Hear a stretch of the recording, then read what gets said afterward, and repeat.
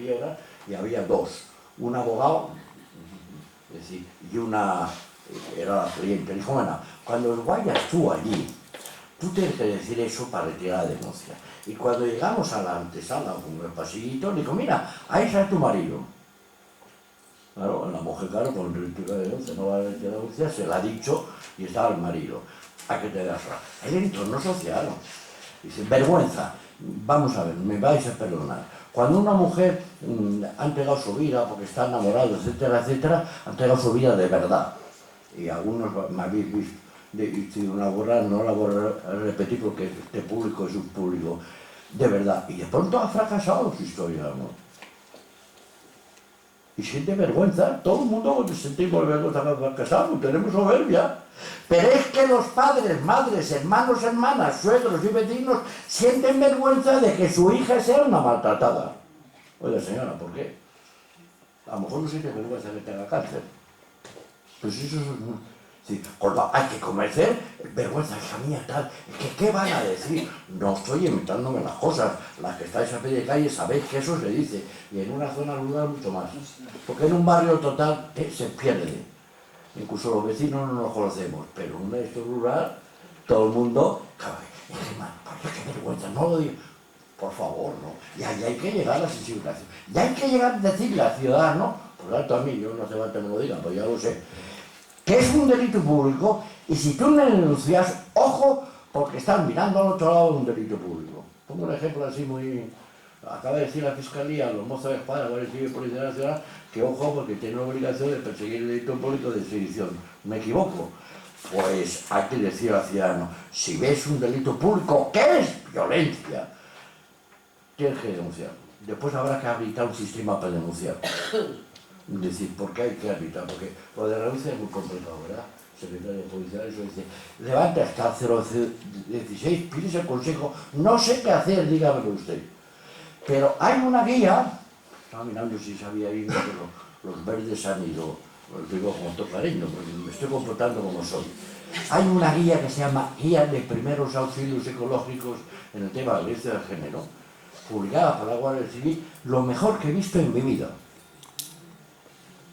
Bueno, hay gente incluso que no. Lo mejor que he visto en mi vida. Entre otras cosas dice, habla de empatía y tal, y dice que cuando la mujer, o lo digo, el vecino, que acude a los verdes a decirle, ¿qué hago? Se le deje siempre la puerta abierta. Piénsatelo, o menos, no sé qué se nos entrega. Vuelve otro día, 20 mañana. Sí, hay que facilitar que el entorno, yo no sé, un sistema, no sé emplearlo, cómo hacerlo, vaya, ¿qué hago en este caso? Piénsatelo, mira, lee esto, no sé qué. Hay que facilitar que la gente dé paso. Estoy hablando del entorno, no de la policía. Porque para facilitarlo, es decir, yo pongo un ejemplo y termino, porque si no, aquí tengo, si no al final me paso.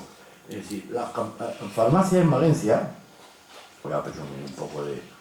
Vosotros presumís de Extremadura de jamón, yo presumo al Colegio Farmacéutico de Valencia, más antiguo del mundo de todos los colegios profesionales, no solamente los farmacéuticos.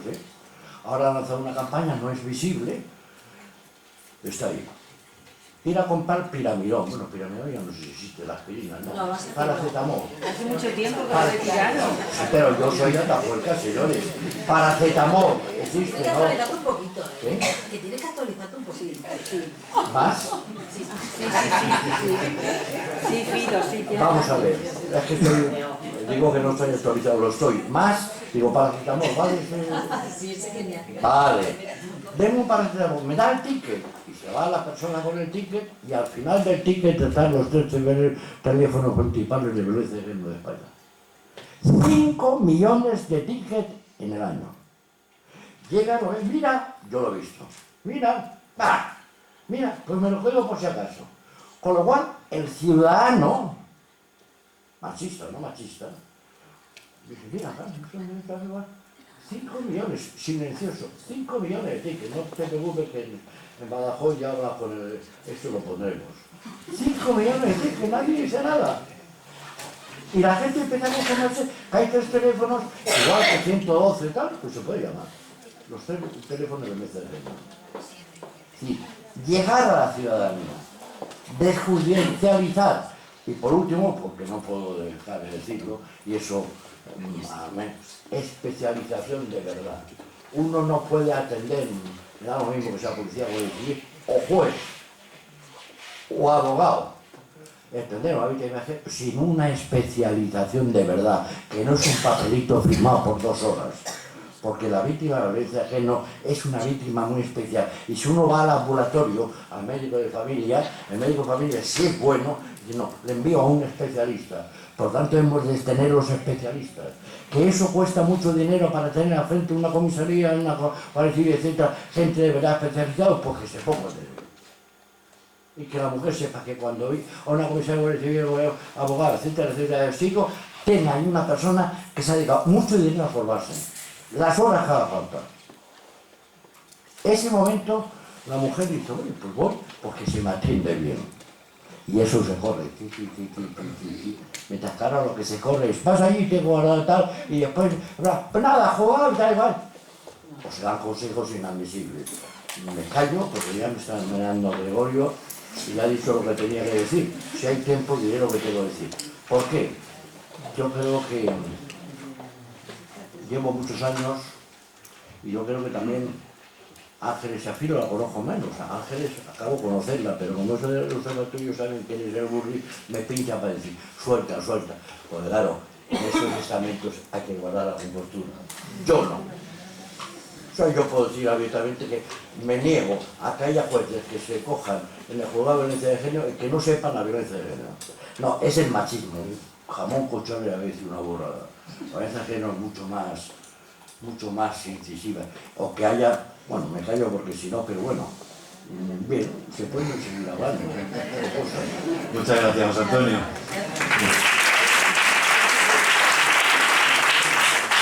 Ahora, como os he dicho al comienzo, lo que sí me gustaría es que todos participáramos, ¿no? Entonces, si alguno de vosotros quiere dirigirnos. Pues que hace exactamente un par de horas un señor ha disparado a su mujer en... Otra mujer ha disparado, afortunadamente tenía bastante mala puntería, afortunadamente, y solo ha sido las piernas, no reviste demasiado gravedad el tema en Alicante. Oye. No he dicho lo de la justicia gratuita, ¿me dejas un segundo antes de que hable mi compañero? No quiere. Sí, ahora sí. Sí, perdón. La disposición final tercera de la Ley de Enjuiciamiento Civil, una de las modificaciones que ha habido que entró en vigor el 7 de octubre, modifica la letra G del apartado 2 de la Ley de Asistencia Jurídica Gratuita, que traducido todo esto quiere decir que toda la mujer que así lo solicite tiene, no hace falta solicitarlo, es decir, todas las mujeres tienen víctimas de violencia de género que van a presentar una denuncia o querella, o tiene la condición de víctima o se presenta un atestado ante policía, van a tener derecho a la asistencia jurídica gratuita con independencia de si tiene o no recursos suficientes para litigar. Antes dependía, solamente dependía de si tenía o no, ahora lo tienen. Esta reforma se anticipó en el 2013, en febrero de 2013, a propósito de la eliminación de la ley de tasa física, y aquí ya se ha consolidado en el apartado G del artículo 2 de esta ley. Lo que ocurre aquí es que tiene luces y sombras porque la cuestión es la forma de adquisición y pérdida de la condición de violencia, de víctima de violencia. Para ser víctima te exigen que se haya interpuesto denuncia o presentado una querella o haya un atestado judicial. Y solo cuando esto no ocurre, no tiene estas posibilidades, o si pierden en medio del procedimiento, bien porque se acoja al 416 y se archive el procedimiento, o porque no se archive pero se recaiga sentencia absolutoria, esta mujer, o porque hayas recaído sentencia condenatoria pero se haya cumplido el tiempo ya de la ejecución de la condena, en cuanto pierde la condición de víctima, se queda sin ese derecho, de ese beneficio de justicia jurídica gratuita. Esto tiene incidencia cuando la mujer, como a raíz de solicitando, mediando o no orden de protección, decide que se haría ante el propio juzgado de violencia sobre la mujer, decide además presentar unas medidas paternofiliales, una separación, una demanda de separación o divorcio, si le recae la pérdida de condición de víctima justo en la mitad del procedimiento, en ese momento tendrá que verse si se cumplen los requisitos que la ley de asistencia jurídica establece para que tenga ese derecho de justicia gratuita, porque si no va a tener que pagar a su letrado, a este o a otro que contrate, que es una posibilidad que tiene siempre, para el resto del procedimiento que siga. Y además ha habido aquí un encaje que es, normalmente los abogados conocemos la jurisdicción civil y penal, pero no todo es la jurisdicción laboral y administrativa. Antes, el artículo 20 de la ley integral, de la ley 1/2004, nos exigía la unidad de defensa para evitar la peregrinación de la víctima, cosa muy necesaria y muy conveniente para la coherencia y la posibilidad de casar todas las pruebas con las que contamos, tanto en civil como en penal, pero se daba el caso de que si había a que dictar algún procedimiento judicial o en vía administrativa había que hacer alguna posibilidad, bueno, pues había letrados que no estaban debidamente formados. Con esta reforma que se prevé ahora en la ley, se da la posibilidad de, que esa es del artículo, en la disposición final sexta de la ley de enjuiciamiento civil, de que solo si está debidamente garantizada la defensa de la víctima seguirá la unidad de defensa y si no, pues se solicitará un juzgado de los listados que tenemos en el turno de oficio adscrito a cada especialidad. Perdonadme, es que era importante y no quería dejarlo solo. ¿Alguien quiere intervenir? Dígame. Hola, yo me llamo José López Castilla, soy abogado del Tribunal de Abogados de Badajoz y soy especialista en violencia de género. Estoy todos los días en la realidad. Que hay veces que las mujeres se molestan cuando yo digo algunas cosas que son realidades, sobre todo cuando son elementos feministas que no les molestan, o la policía, cuando yo digo algunas cosas que es la realidad todos los días. Pero la voy a decir aquí, aunque se molesten, y luego me salgo rápido y tal. Tú de cara has dicho que lo que necesitan las víctimas es asesoramiento a la víctima y si ella considera oportuno presentarla. Pues desgraciadamente... Es que no te oigo bien. Disculpa, pero no te oigo bien. Ya has dicho que la víctima necesita asesoramiento previo a la víctima y si ella considera oportuno presentar denuncia. Evidentemente. Bien, pues nosotros tropezamos todos los días con el inconveniente de que no podemos asesorar a la víctima y por tanto tampoco le podemos prestar asesoramiento previo. ¿Por qué? Porque como la ley de enjuiciamiento criminal que tanto se reforma no ha colocado en el artículo 520 de los derechos de que sea obligatoria la presencia del abogado en dependencia policial o guardia civil, ¿qué ocurre? Porque luego te encuentras con que cuando ya estás designado por el turno de oficio en el juzgado, le preguntas a la víctima: ¿usted en la comisaría de policía le han dicho que tenía derecho a un abogado? A mí no me han dicho nada. ¿Cómo que no? Si lo tiene usted aquí firmado. Pues yo no sé absolutamente nada. Entonces, ¿qué es lo que ocurre? Que si luego le dices a la policía: oiga, policía, encima la policía te presenta una denuncia diciendo usted es abogado, como ni estas cosas. Por lo tanto, yo les digo a las mujeres que están aquí que sepan que tienen derecho a ser asistidos por el abogado en dependencia de la Guardia Civil y de la policía y que no presenten ninguna denuncia hasta que no esté allí el abogado. ¿Por qué es tan importante la presencia del abogado en la policía? Porque es el abogado el que le va a decir si presenta o no la denuncia, aunque realmente haya incluso decir. ¿Y por qué es tan importante? Porque si luego la mujer nos la encontramos en el juzgado y resulta que quiere retirar la denuncia, le tenemos que decir: pues ya, hija mía, no se puede. Se ha puesto en marcha la máquina y no es posible retirar la denuncia. ¿Es que uno a uno para poder contestarte? No, yo lo estoy diciendo para que lo conozcan ella. Pero yo tengo que hacerte alguna puntualización. Bien, bueno, y luego, se trata de quitar del medio al maltratador, claro que sí, pero habría que diferenciar dos tipos de violencia. El primer tipo de violencia de género tenía que ser este que ha salido ahí, que es el agudo. Ahí no hay duda de que hay que denunciar maltratador. No le he escuchado, por favor, quiero ver, es que no he escuchado nada. El primer tipo de violencia de género, el agudo ese que ha salido. No le oigo, explíqueme otra vez. La violencia de género que ha salido. Pasa, ¿me lo voy a dejar en la sangre? ¿Es una más? Claro, sí, me cago yo. Mira, acá hay distintos tipos de maltratos, sí. Está usted diciendo que hay diferentes tipos de maltrato. No, ese es el mío, para poder contestarle. Yo se lo doy, ¿no?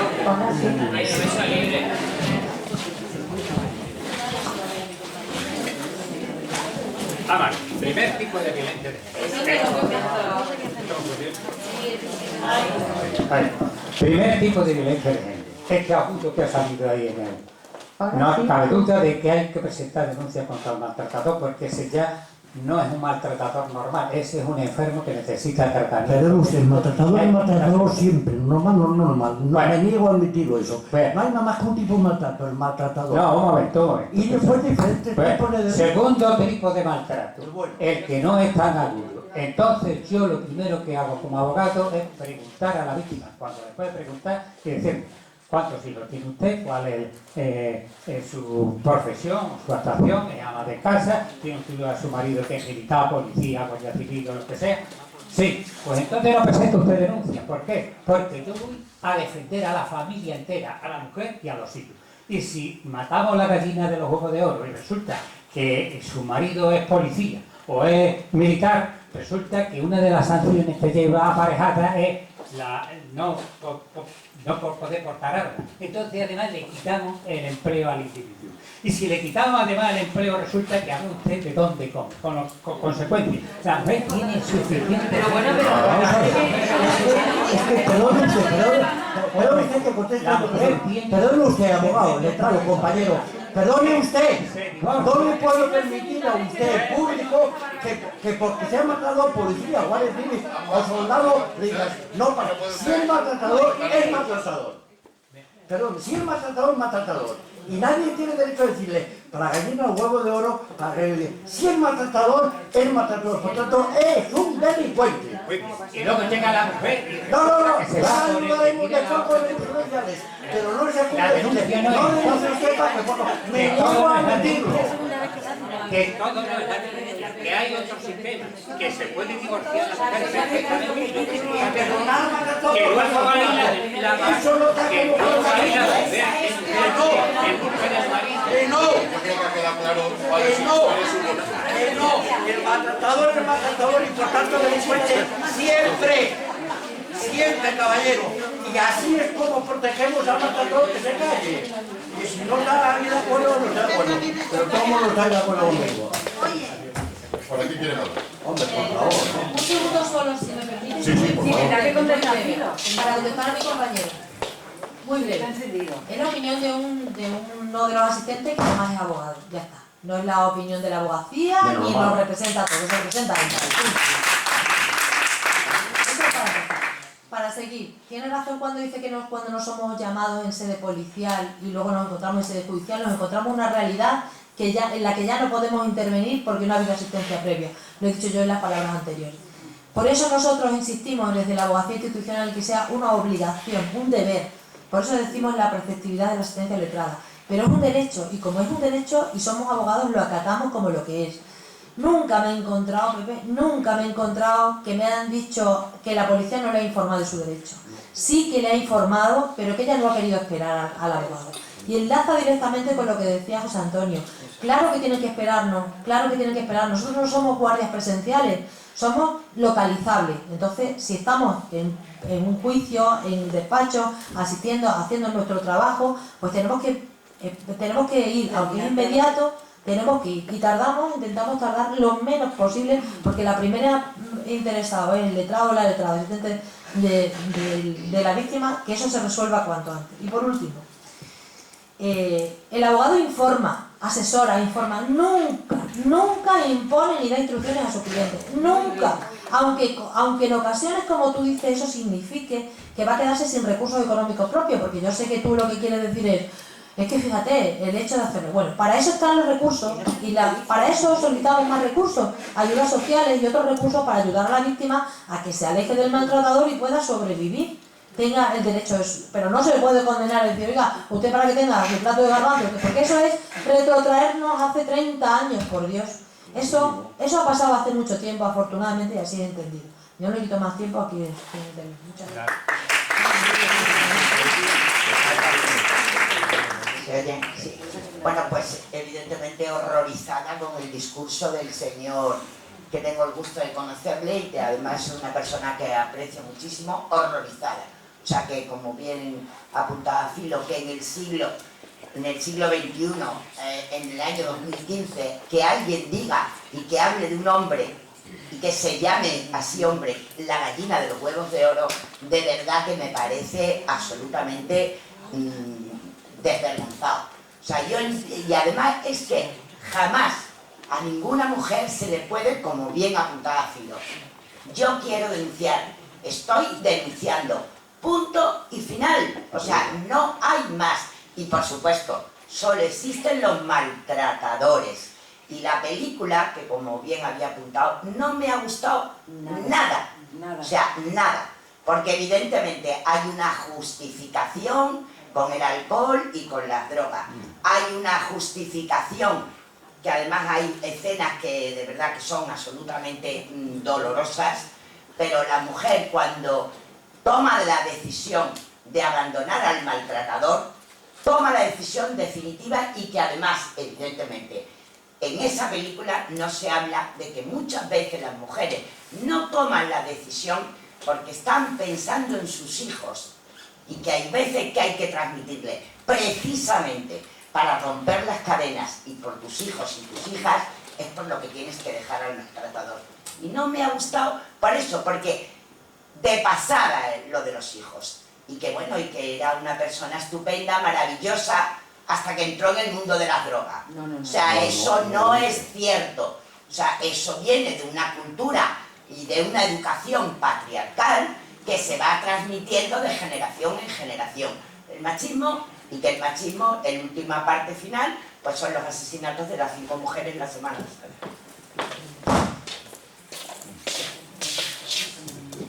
Allí.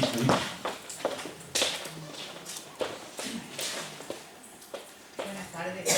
Yo no sé si... Está apagado. Lo he apagado. Lo ha apagado ya. Lo he apagado. Ya, sí. Ahora. Yo soy Inés Rodríguez y soy de la Asociación Mujeres Progresistas de Badajoz. Y yo iba a decir exactamente lo que ha dicho esta señora de aquí delante. No nos ha gustado nada el vídeo, rechazamos absolutamente el vídeo y pediríamos a la presidenta del Observatorio de Violencia de Género que se estudiara y que se retirara. No se puede transmitir a la sociedad algo por lo que llevamos luchando años. No hay una justificación para la violencia machista. No hay una justificación porque sea alcohólico o sea drogadicto. No hay una justificación. No es una enfermedad. El machismo mata. Y mata porque hay unas raíces tan profundas de dominación que no deben ser nunca, jamás justificadas. Muchísimas gracias.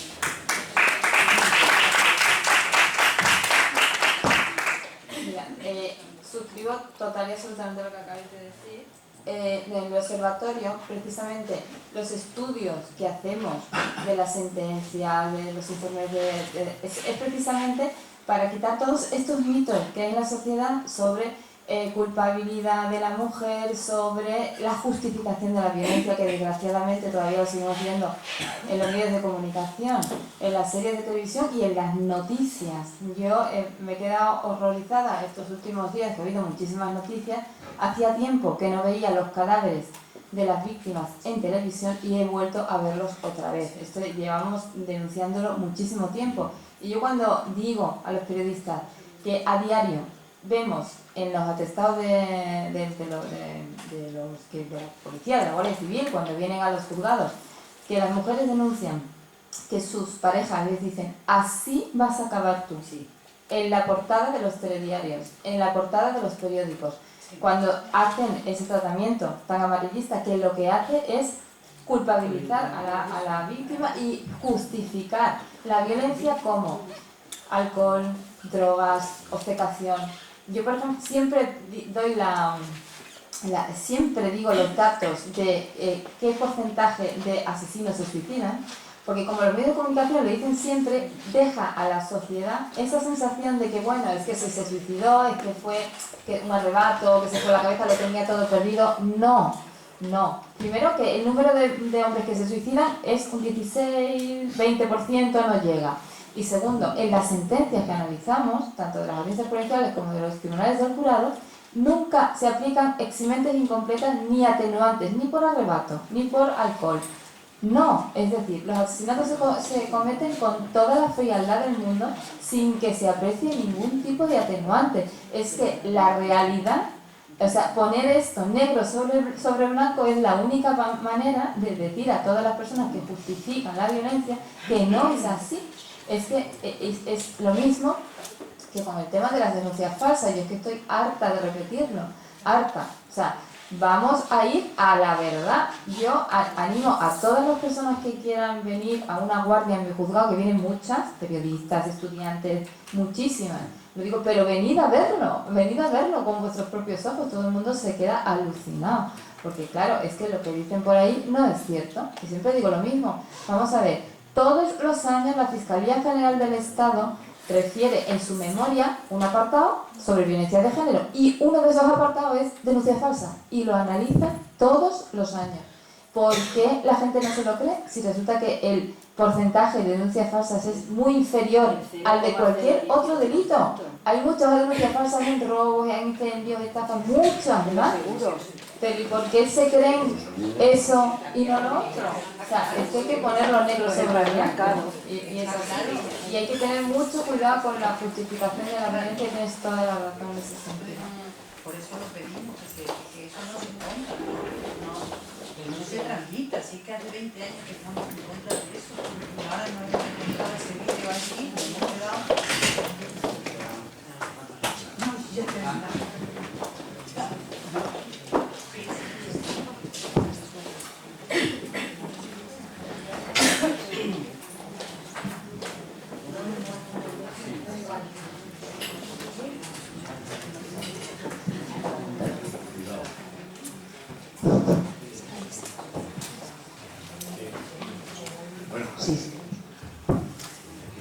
Sí.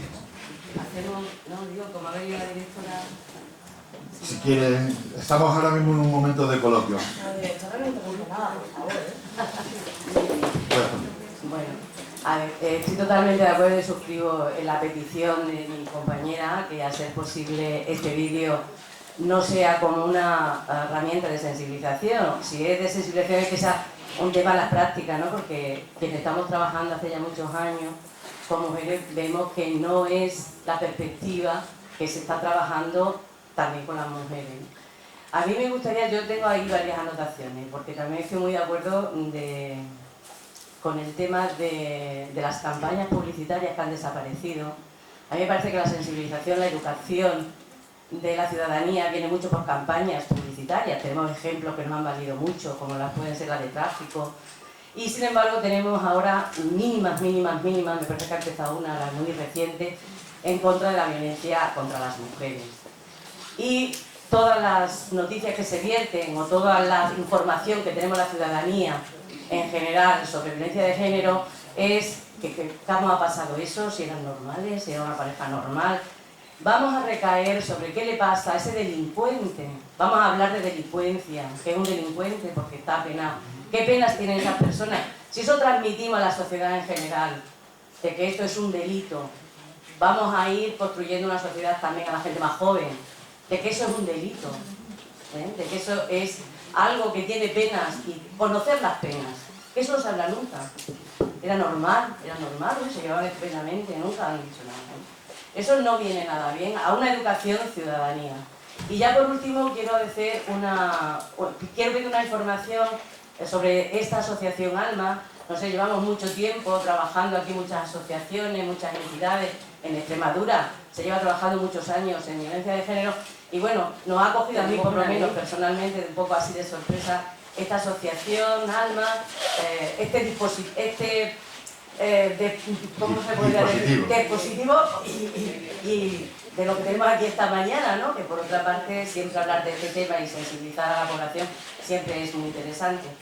Pero bueno, que nos hable un poco de qué necesidad nace esta asociación, el porqué de esta asociación y bueno, y cómo se integra en la red que tenemos más o menos social al respecto. Gracias. Mira, la asociación nace justamente hoy hace un año.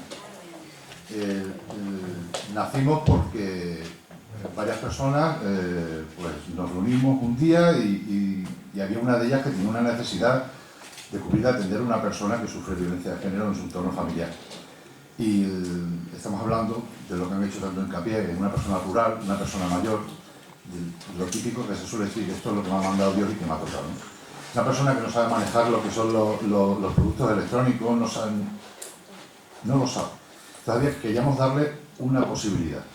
Es decir, es una señora que no va a salir del entorno familiar, va a seguir viviendo con su maltratador porque, aunque estamos intentando ayudarla para que salga, de momento está ahí, pero nosotros queríamos es darle la opción de que pudiera pedir auxilio. Por lo menos de que pueda gritar socorro, ¿no? Si empieza una agresión, el agresor no te va a permitir que cojas el teléfono y llames a la policía. Si no has denunciado, no vas a tener una pulsera de alejamiento que un juez haya ordenado que se ponga y el maltratador se separe de ti. Si convives con el maltratador, no vas a tener el sistema templo. Entonces vimos que hacía falta algo para esa mujer que todavía está conviviendo con el agresor. Y entonces lo que intentamos es darle una solución. La solución que se nos ha ocurrido es darle un dispositivo que haga las funciones de la pulsera de alejamiento, en cierto modo, y el sistema templo. Es un dispositivo que va a ir siempre incorporado en un complemento que la víctima lleve encima. Intentaremos coger algo suyo y poder ocultar el dispositivo dentro. Lo único que tiene que hacer ella es pulsar un botón. Una vez pulsa el botón, ese dispositivo emitirá una señal que será perceptible por los cuerpos de seguridad en una plataforma. El cuerpo de seguridad va a decir, fulanita de tal, vive en tal dirección y ha emitido una señal de alerta pidiendo auxilio, para que ellos puedan ir a atenderlo. Al mismo tiempo grabará el audio. Sí. ¿Se necesitaría una denuncia previa? No. Lo lleva la víctima. ¿Y eso es gratis? No, intentaremos que sea gratis. ¿Y cómo? Claro, es que, vamos, un poquito a poco. Vamos a ver. Espera. No existe, todavía no se puede financiar. Estamos en ello. Ahora, os estoy diciendo las funciones que queremos que haga, ¿vale? Cogemos y la víctima tiene la opción de pedir auxilio, el maltratador no se va a enterar que ha pedido auxilio, ¿vale? Lo lleva encima, una pulserita, un reloj, le da el botón y lo activa.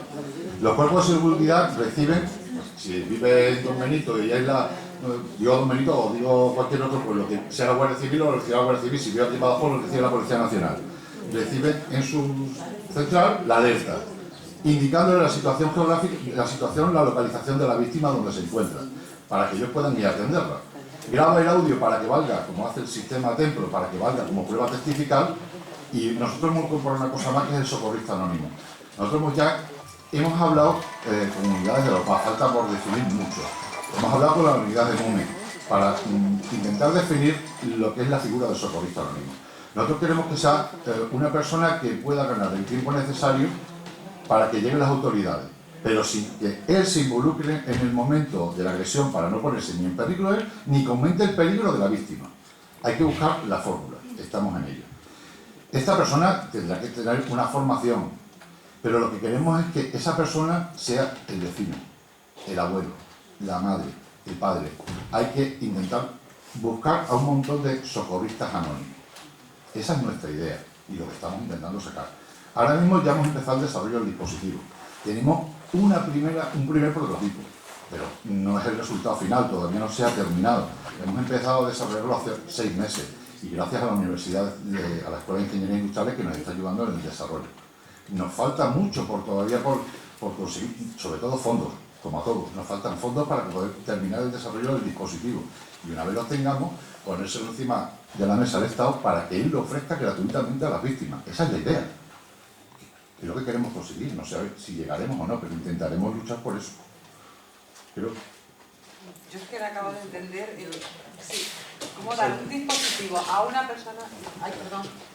¿Cómo dar un dispositivo electrónico a una persona que no ha denunciado, que está en riesgo? O sea, yo vivo con mi pareja y yo sufro maltrato. Bueno. ¿Cómo me puedo hacer yo de un dispositivo por si a mí mi pareja me va a pegar? Cuando hoy en día, no sé, es que es la idea que da usted. Por eso me pregunto, ¿será con denuncia previa? Que se hayan demostrado, o sea, a nivel de prevención, pero una vez ya ha pasado un hecho puntual y ya denunciado. La idea que nosotros proponemos es, como estaba diciendo el presidente anteriormente, que le pasó a él, que estaba y llegó una chica y vio que tenía unas lesiones que no eran de haberse caído por una escalera. Vale. Pues a esta señora se le ofrece la posibilidad. ¿Pero quién se lo ofrece? Claro. El médico de cabecera conoce el dispositivo. Le ofrecemos la posibilidad, existe esto. Si usted quiere disponer de esto, el papá Estado, si es que lo paga por las normas, nosotros lo que aconsejamos es utilizar los servicios psicológicos que están ahora mismo en la casa de la mujer, quien pueda determinar, alguien que pueda determinar, es verdad lo que está diciendo esta señora. Pero también hay la fuerza y cuerpo de seguridad del Estado no va a atender a ningún dispositivo si no tiene una orden Que es muy complicado lo que entendemos, pero que debemos darles la opción de que puedan pedir socorro. ¿Cómo lo vamos a terminar haciendo? No lo sé. Pero y su tío que vive detrás de la llama pared y la suya y lo veo. Pero que vaya los fuerzas y cuerpos de seguridad del Estado, yo digo, una denuncia previa y que tenga una orden de una orden judicial. ¿no llevan el atempro? ¿Perdón? El atempro. pero con una orden judicial. Hay que buscarle la puerta. A lo mejor con una medida intermedia, es decir, que sirva de avisador inmediato, instantáneo, como tal. La idea es buscar, que es que hay que limar muchos temas, claro. Por eso tenemos a un bufete de abogados que nos está echando una mano en ver en qué temas legales podemos entrar y en qué no. Ahora mismo está muy interesado en el tema de poder decir, una asociación pueda prestar ayuda a esa víctima, por ejemplo, ¿no? Sería un primer paso. Pero que nosotros queremos llegar un poquito más allá, que hay que cambiar muchas normas, que hay que haber mucho...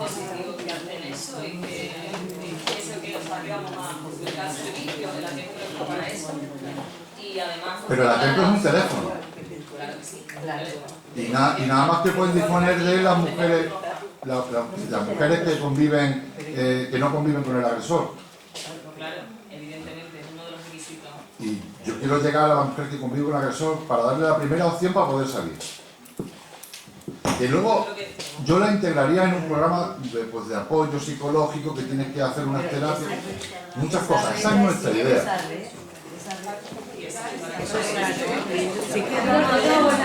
Bueno, me presento para quien no me conozca, soy Marilena Carlos, directora de la Casa de la Mujer, compañera de Lisa. Yo lo que no entiendo es cómo llega la mujer al dispositivo, porque si esa mujer vive con su maltratador y no tiene la opción de la pulsera, ni siquiera tiene la capacidad, porque por lo que tú estás diciendo, de coger un teléfono y llamar al 016, ¿cómo tiene ella la capacidad de decir, me voy ahora mismo a la casa de la mujer, o me voy ahora mismo a mi médico que me va a dar el botoncito que me lo voy a poner aquí en la solapa? No, el médico no. Yo te digo que hay que hacer lo que es localizar a esa víctima. Lo primero que hay que intentar es localizar a esta víctima. Pero entonces, aparte de esa persona solidaria, tiene que haber ojeadores de mujeres víctimas de violencia de género. No hay ojeadores hoy en día. Los médicos de cabecera no pueden decir... Acaba de decir el médico de cabecera. Yo que No. Vamos a ver. Debe ser que soy yo, que soy torpona. No. La idea es que, como decía José Antonio, por ejemplo, la comunidad de vecinos que esté concienciada y quiera luchar contra la violencia de género, ¿no va a conocer un caso de una víctima que sufre violencia de género? Le puede decir, oye, que existe ese sistema, y si quieres entrar en él puedes informarte en tal sitio, en tal sitio, en tal sitio. Que yo no digo dónde. A la buena voluntad. Acabamos de hablar hoy, salió ayer en Telecinco, esta mañana en la radio, esa encuesta donde casi el 47,90% de hombres, amigos o familiares de maltratadores jamás denunciarían a ese amigo o a ese familiar. Así que es muy complicado. Ya lo sé. Muy complicado. Nadie ha dicho que sea fácil. No, pero que intentaríamos entonces hacerlo más fácil, llevarlo a otro sitio a lo mejor, porque esperar la buena voluntad del vecino que hoy dice de puertas para adentro yo no me meto. No, yo no espero nada, yo ahora mismo no espero nada. Si hoy en día vas por la calle y ves que un chico le está pegando a una chica y la gente pasa. Yo, perdón, no intervengo para hacer el mediador con Gregorio, pero yo creo que todos lo habéis hecho mucha mano, ayudado mucho a Gregorio, porque ahora lo que tendrá es reunirse con muchas de vosotras para aprender más.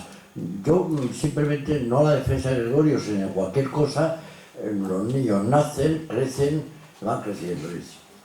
No estoy defendiendo esto, todo lo contrario, creo que os dará las gracias personalmente porque habéis puesto pegas, habéis puesto de tal, y eso le enriquece a él, ¿no? A mí yo he escuchado el servicio y a propósito del asunto, yo no voy a defender el vídeo porque lo he puesto en muchos sitios, a mucha gente le ha gustado, otra vez no le ha gustado.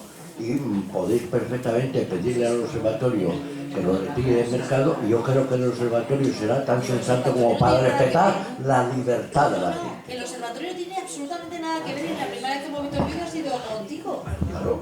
¿Qué observatorio? ¿El nuestro? ¿El de violencia doméstica? No, pero vamos a ver, si yo lo que estoy diciendo, insisto, como no tengo, no participo ni económicamente, a mí lo he puesto en Valencia y ha gustado a mucha gente. A ti me ha gustado perfecto, y decir, pues ya está. Pero que el observatorio no lo tiraría si lo hubiera puesto él, pero como no lo ha puesto el observatorio. Ni tampoco me lo puedo hacer decir a mí. Claro, claro. A ver, lo que sí que hay una institución que, como sabéis, es el Instituto de la Mujer, el que está integrado y el Observatorio de la Mujer, que está integrado en el Ministerio de Sanidad, Servicios Sociales e Igualdad.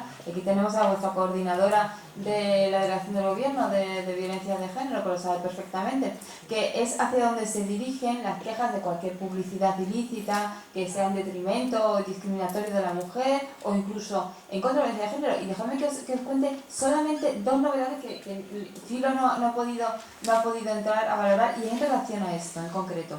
El Código Penal ha incluido dos modificaciones importantísimas. Ha incluido la apología de la violencia de género. Que, ojo, con todas estas asociaciones de las encuestas que sacan pues cosas que son efectivamente, que hay muchas denuncias falsas, que el publicitar eso ya es un delito desde el día 1 de julio de 2015. Y se ha introducido también una novedad que quiero que la tengáis presente, porque hay muchos juristas que piensan que se ha metido por oportunidad política, que no se va a aplicar nunca, y nosotros en el observatorio nos vamos a cerciorar de que se aplique, que es la agravante de género. Resulta que cometer un delito contra una mujer por el hecho de ser mujer, cualquier delito, va a constituir, es ahora ya una agravación. Pero fijaos que es que los asesinatos no están especialmente agravados por ser violencia de género. Es que ahora con esta agravante vamos a conseguir que las condenas sean mayores, porque realmente, como estaba la legislación antes, te costaba igual matar a tu mujer, o sea, a tu pareja, que matar a cualquier otra persona. Eso no puede ser, porque en realidad solamente se aplicaba por los tribunales la agravante de parentesco cuando existía, y ya está. Ahora ya con esta agravante de género va a estar. Y lo que os decía de la apología del delito, vosotros que estáis al pie de la calle, que estáis viendo la publicidad, lo que se difunde, denunciadlo, porque es delito actualmente. Eso hay que darlo a conocer, eso la ciudadanía lo tiene que conocer. Con campañas. Y en lugar de machacar en otro sentido y en asomarnos la puerta y el numerito donde ha pasado, vamos a decir eso, vamos a contar eso, ¿no? Vamos a informar a la ciudadanía, que la ciudadanía se educa con los medios de comunicación. La socialización preventiva. Bueno, pues nada, mucha suerte a la sociedad. Muchas gracias. Cuando queráis más información podéis poneros en contacto conmigo. Le cedemos ahora la palabra a doña Lisa Barreto, directora general del Instituto de la Mujer. Buenas tardes a todas y a todos. Me alegra primero ver a todos, que no sea siempre todas. Es agradable. En primer lugar, darle el agradecimiento a las dos asociaciones aquí presentes, a No Más Violencia de Género y a la Asociación Alma, por invitarme a clausurar estas jornadas. Y como no puede ser de otra manera, agradecer personalmente a Ángeles Carmona su presencia hoy aquí y a doña Filo Peláez también. Las dos doñas, me pasa que lo doña. Yo he dicho que doña se lo ahorre. Yo creo que son Ángeles y Filo, y más después de la mañana que lleváis juntas y juntos. Cuando venía para acá, venía pensando, porque realmente, debe ser sincera, normalmente me preparo estas cosas con 2 o 3 días de antelación y hoy no lo había hecho. Quería que fuera un poco más espontáneo. Y venía pensando en por qué el instituto decidió colaborar con estas jornadas. Y era por la idea, no nada novedosa, o sea, ya se ha hecho tiempo atrás, la prevención y sensibilización en secundaria, pero bueno, era presentar un dispositivo nuevo, que como veo hay algunas dudas, que yo sí he recogido, las hablaremos, pero sobre todo que era retomar eso que teníamos un poco olvidado, y no siempre desde la institución, sino desde las asociaciones, la prevención y sensibilización en secundaria. El instituto quiere ir más allá, está elaborando, mañana os lo contará porque viene el director general de Juventud, se está preparando un plan de coeducación que este año, por desgracia, no nos dará tiempo a meterlo en currículum porque el curso escolar ya está empezado. Colaboración con la Consejería de Educación. Entonces empezaremos este año de otra manera y continuaremos con la posibilidad de que en el curso 2016-2017 sí que entre ese proyecto de coeducación en todos los centros escolares, tanto de infantil, primaria como secundaria y bachillerato, sostenidos con fondos públicos. Vamos a dar un paso más allá. No solamente la escuela pública, parece que esto es una cosa solamente de la escuela pública, y nos olvidamos muchas veces de esos otros centros que también, al ser sostenidos con fondos públicos, tienen unas obligaciones en la educación de nuestros hijos y nuestras hijas. Decía mi abuelo, y tengo aquí a mi tía delante que me puede corregir si miento, que el arbolito desde chiquitito. Siempre se ha pensado que eso era un mal criterio porque era como enderezar las cosas, y eso no es cierto.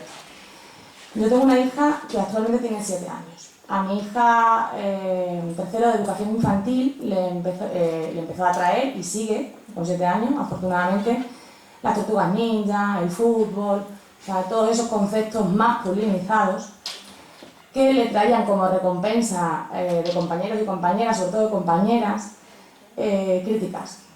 Porque ella era una niña, ¿qué hacía jugando al fútbol?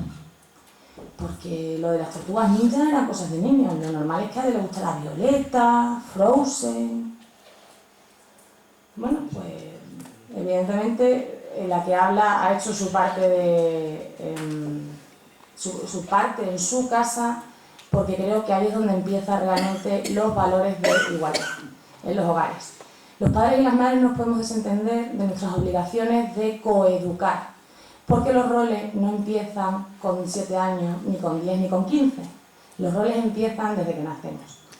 Si crecemos en hogares igualitarios, iremos creciendo en igualdad. Mi hija otro día, vuelvo a poner el ejemplo de mi hija, porque es que encima tengo un problema con un libro de lectura que le han aconsejado, que lo que yo aconsejo es que lo quemen en la pira, porque hace preguntas como ¿qué hacemos las mujeres cuando vamos al baño? Parece ser que los varones no tardan en ir al baño, eso es una cosa solamente nuestra. Y mi hija me preguntó qué significaba eso en el libro de lectura. Y digo, pues no lo sé, tú te pones un reloj para contabilizar cuánto tiempo tardas en hacer pis. Me dice, no. Digo, ¿y tu compañero? Dice, pues tampoco. Pues esas cosas poco a poco reflejan que efectivamente mi hija se hace preguntas con 7 años. Y eso es lo que hay que hacer desde pequeñitos. Trasladar a la escuela esas obligaciones que tenemos como padres y como madres, aparte de, personalmente me parece que es una irresponsabilidad, que nosotros debemos acompañar. Empezamos educando, cuando nuestros hijos y nuestras hijas van a la escuela, acompañamos a los centros, y evidentemente la obligación de formar y aportar conocimientos desde la escuela, pero la obligación de educar y de dar valores es de padres y madres. Me alarma, Ángeles lo presentó, me podrá corregir la fecha porque no recuerdo exactamente, creo que ha sido este verano, creo que fue en el mes de mayo o junio, los últimos datos del observatorio, de que hay están contabilizadas alrededor de 1000 denuncias por año en adolescentes. Llama poderosamente la atención que haya 1000 denuncias anuales, eso significa 3 denuncias por día de adolescentes por ser víctimas de violencia de género. Eso hay que solucionarlo. Y me preocupa porque quizás podamos, que yo tampoco lo justifico, pero hay otra generación anterior a mí que se educó, se crió en otro tipo o en otras maneras y en otras formas. Pero yo sí me he criado oyendo la palabra igualdad desde que me levantaba hasta que me acostaba. Yo sí sé de qué va esto de que tenemos los mismos derechos y las mismas obligaciones independientemente del sexo. Pero la que tiene 14 años es mi hija. ¿Cómo mi hija puede estar sufriendo violencia de género? ¿Qué responsabilidad tenemos como padres y como madres en esa labor? Porque los que estamos criando y las que estamos criando ahora sí sabemos de qué va esto. Por eso creo que esta cultura patriarcal en la que nos desarrollamos y nos movemos debemos de modificarla, cambiarla. y construir unas nuevas masculinidades y unas nuevas feminidades que vengan desde los hogares, evidentemente implicándonos con todo lo que es la labor de las escuelas. También me gustaría, por aquello de sacar pecho, esto no es una labor mía, pero se viene haciendo desde muchos años atrás, y cada vez que vamos a Madrid o a otra comunidad autónoma a hablar de violencia de género desde Extremadura, hablamos de nuestra red de recursos contra la violencia de género, y entonces en Extremadura la tenemos como muy asumida la gente que no es suficientemente conocida, también es un dato que me da mucha pena, no se conoce la cantidad de recursos que hay a disposición de las víctimas de violencia de género. Pero me asombra que en otras comunidades autónomas que tienen quizás como más fama en ser más avanzadas en la